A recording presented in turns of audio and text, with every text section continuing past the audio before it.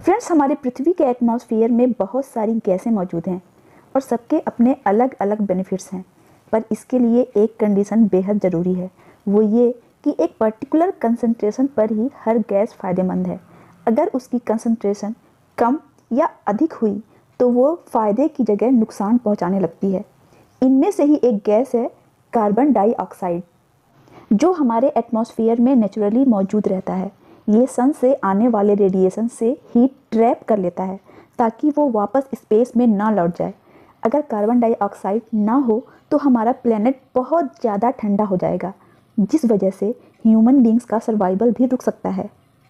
इसके अलावा carbon dioxide respiration, photosynthesis और कंबस्टन प्रोसेस के लिए भी इसेंशियल है।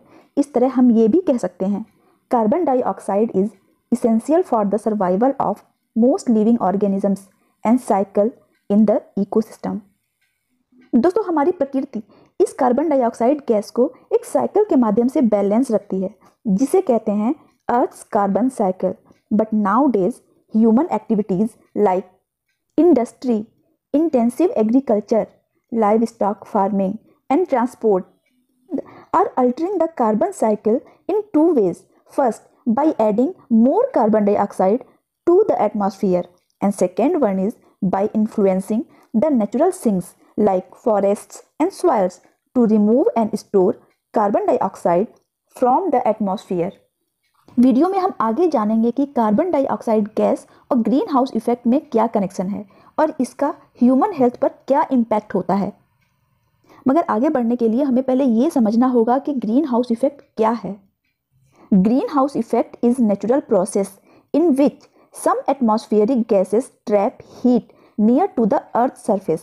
This process makes Earth much warmer। या कह सकते हैं ग्रीन हाउस इफेक्ट एक ऐसा प्रोसेस है जो पृथ्वी को लिविंग ऑर्गेनिज्म के सर्वाइवल के लिए ज़्यादा कंफर्टेबल बनाता है। ग्रीन हाउस इफेक्ट के लिए जिम्मेदार गैसों को ग्रीन हाउस गैसेस कहते हैं, जिनमें carbon dioxide, methane, nitrous oxide और फ्लोरिनेटेड गैसें शामिल हैं। इस तरह आप समझ गए होंगे कि green house gases living beings के सर्वाइवल के लिए कितने इसेंशियल हैं। पर ह्यूमन एक्टिविटीज़ के चलते इन्हीं ग्रीन हाउस गैसों ने हमारे सामने 2 बड़ी समस्याएं पैदा कर दी हैं, global warming and climate change, जिनका ह्यूमन हेल्थ पर भी एडवर्स इफेक्ट हो रहा है। Human action is causing increase in global temperature, that is called global warming. For this reason आज हमारा सर्वाइवल खतरे में है।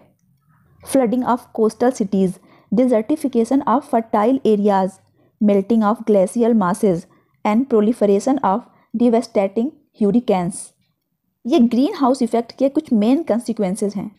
Global warming altars the length of growing seasons in large part of the planet. Temperature और season में होने वाला बदलाव इंसेक्ट्स, वीड्स और डिजीज के प्रोलिफरेशन को भी प्रभावित करता है। Climate change directly affect crops in multiple ways like reproduction, metabolism and disease risk. Impact of green house effect on human health. Friends, green house effect के चलते फूड शॉर्टेज की समस्या पैदा हो रही है। Climate change decrease agriculture and live stock production. Climate change के कारण कृषि और पशुधन उत्पादन में कमी आएगी, जिसके परिणाम स्वरूप भोजन की कमी होगी। दूसरी बड़ी समस्या है spread of disease and pandemics. Global warming is cause infectious diseases like malaria, cholera and dengue. दूसरी ओर एक्सट्रीम हीट और क्लाइमेट चेंज ह्यूमन बॉडी के respiratory system, cardiovascular system, central nervous system, immune system, digestive system और reproductive system को भी adversely affect करती हैं, जिस वजह से कई तरह की हेल्थ प्रॉब्लम्स एराइज होती हैं। ग्रीन हाउस इफेक्ट के खतरों को कम करने के लिए ग्रीन हाउस गैसों के उत्सर्जन को कम करना ही एकमात्र उपाय नहीं है। इसके लिए हम ह्यूमन बींग्स को भी कुछ ज़रूरी स्टेप्स उठाने चाहिए, like use of renewable energy, use of public transport, promote ecological awareness, commit to recycling, reduce consumption of meat and consume organic foods.